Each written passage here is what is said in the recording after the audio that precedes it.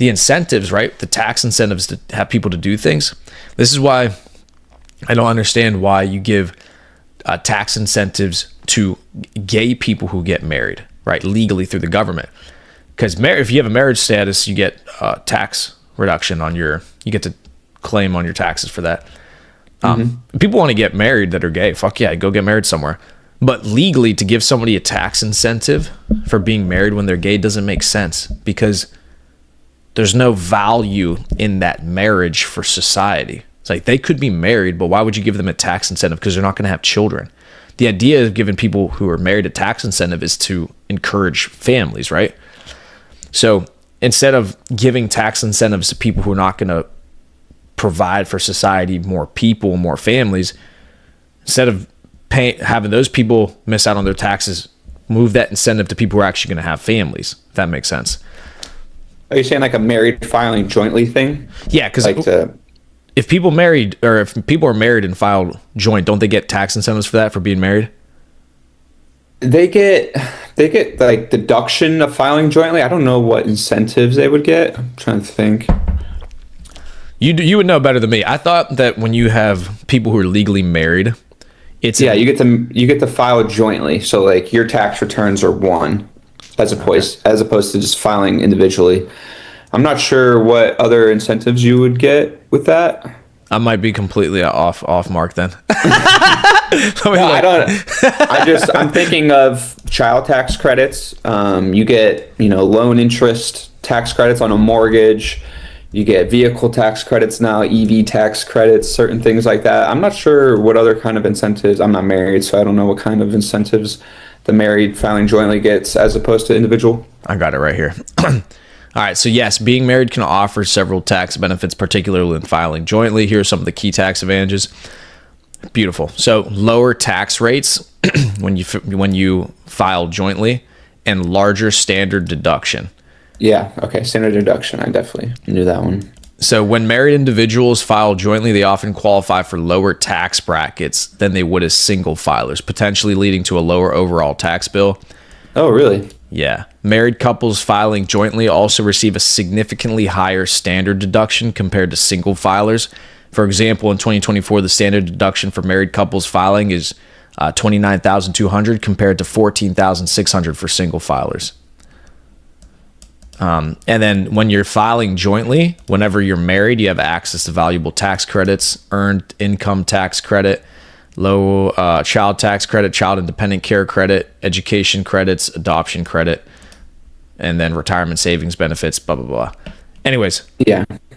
So I thought so, yeah. So basically, if you do file married, you get extra benefits. So my point is so why are you giving those benefits away to people who aren't actually creating the value that you think would come with people being married? If that makes sense. Yeah. I mean, it's a situation that we've talked about before. that's why a lot of people do get married, is for those advantages, for those tax advantages, and that's really one of the only reasons people do it nowadays, especially what you're talking about. So yeah, that's very interesting. Yeah, and that's another thing too. For me, I don't even see. I understand the advantages, but for me, the cons outweigh the pros for getting legally married. Now, you could of course do a prenup. What do you think? What's your thoughts on a prenuptial agreement? What do you think? I think they're very needed for some individuals. Some individuals, I'll say, if you build your wealth with somebody, right? If you get with them, when you're young, you're 20, 22, right? And then you end up making money in your late 30s, right? It's not needed then, because you kind of built that together. Sure, it's you helping each other out while you're broke, right? If you have no money and you help each other out, that's great. You build a life together, and then you get separated down the line. That's when it gets a little iffy. It's like, all right, now you got to have an attorney there. It's like, okay, this is my money, this is your money. But for someone, let's say like a guy like Jeff Bezos, who just got married recently, I'm 100% in favor of him signing a prenup, because he built that wealth over the past 20 years with a different woman even, right? And now he's meeting this new girl and he's going to get married to her.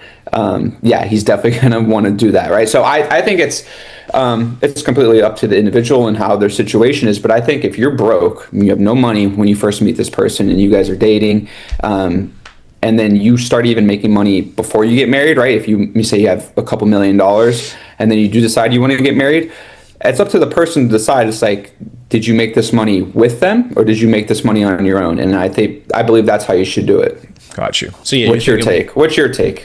Well, yeah. So for me, I'm not legally gonna get married. That would be my way around it. So I wouldn't need one because I'm just not gonna legally marry somebody. If I marry somebody, it's gonna be in the church, which to me is way more important than what the government thinks. I don't give a fuck if the government thinks I'm married or not. That's not the government. Well, who's the government? I care about the church. If I get married, I'll get married in the church. That's more real than a fucking document from the government. That's true. And it also protects you from what you just talked about. If you do get, if you get married in the church, you can't get separated. So guess what? I can't get divorced anyways. Yeah. So, but now with the agreement. So I'll give you an example. You know them. A girl that I dated, parents separated later in life in 50s. The mother, when they got married, didn't make a bunch of money yet. Hadn't built her business yet. Parents get married. Dad works a normal job. Mother goes builds a big company. Mother kills it, does all these great things. She's making a bunch of money. Boom, they go to get divorced. Because the mother had built the company while they were married and they didn't have a prenup, when they went to get divorced, he was entitled to 50% of the business, income, her money. He got alimony. He got child support, everything. I was going to say, it's not even like one way. A lot of dudes marry into money and then it goes the other way. And that's what he did. All right. Well, he didn't marry into it. She built it when they were together. Yeah. So the argument is in the courts, not the argument, that the idea is well, if you built it while the fuck, I just get a fucking subscriber. Oh yeah. Who the fuck is Twitcher? that? I don't know where that came from. I have no idea. I couldn't see it. But if somebody subscribes, so that's good. There you go. Anyways, what was I saying? Oh yeah. So whenever they got divorced, he was entitled to 50%. So they built it. No, well, she built it while they were married, but he didn't help her build it. Now, but that's not necessarily all true because he did help by taking care of the kids when she was out work. So I get it. I understand the logic as to why that person should get 50%. I agree. I kind of do agree with that. If you're there and helping somebody while they're building, as a gentleman, for you and me, I would still believe that girl deserves it. Now, I don't want it to be legally bound, but I morally would make sure I'm taking care of her for the rest of her life, even if we're not together. And hey, that's the reason you got to really understand who you're marrying. Like, is this person going to actually be with me thick and thin? Are they going to screw me over if something does happen? Let's take a real world example that just happened that went viral. The CEO of that that company that got caught cheating at the Coldplay concert, right? He's worth a couple billion, or about a billion or so, being the CEO of this tech company. Gets caught cheating at the Coldplay concert with his little HR side piece. And now his wife is going to take half the company and go, or whatever he owned in the company, half his money. So it's a very tough thing. I don't think you should ever get married to be divorced, right? That could change everything, right? You don't want to do that. You should never marry to one day, I'm going to have to give it half away. No, you don't think that way. That's not absolutely how you should do it. But correct. It's, as situation arises where that kind of stuff happens, and it happens a lot, especially in this country, it's going to be left up to the courts and to that kind of stuff. Mm-hmm. Yeah, you're right. And that's why we have so much divorce in the U.S. is because people go into marriage with the idea that it's not permanent. Therefore, it isn't. But in the old days, when people were religiously bound to marriage and it was considered absolutely taboo to get divorced after you got married, that's why everybody stayed married, because it wasn't an option. When somebody believes something isn't an option, it isn't. It doesn't happen. Yeah. But everybody goes into it nowadays thinking, well, I could if something happens, or if I don't like it, or if I don't feel the fucking spark anymore, or whatever. I'll just leave then. And then they do.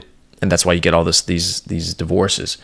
So yeah, certainly should never, ever, ever get married to somebody with any intention at all of ever leaving this person. If you're getting married, that's what it is. That's it. You're locked in, player. So yeah, it's got to be the right person. Yeah, and even like back in the day when you're talking about these religious marriages, a lot of the women, like we talked about before, bringing it full circle now, they stayed at home with the kids. They weren't able to make their own money. Even women until the suffrage movement in the 50s and 60s, they couldn't even have their own bank account. They couldn't even have their own money stored away. So it was a whole different dynamic, right? So if they got divorced back then, people you take their money. I'm lagging. You remember Ozzy? You see that clip of Ozzy talking about how women got credit cards in, what was it? They got credit cards in, I think, the 70s or the 80s. They finally got access to them. That's what Ozzy. Who said that? Ozzy who? Well, Ozzy Osbourne. Sharon Osbourne was talking about how in like the 70s or the 80s, it finally became legal for women to get credit cards. They changed the law, or they took the law away. And Ozzy in the background goes, "That was a good law." Because it's true. They shouldn't have credit cards. They'll fucking run that shit up to Valhalla. So that's what they do, brother. Women like to shop. I got a meeting here in a couple minutes though. So you want to wrap us up? Yeah. Yeah, great conversation today.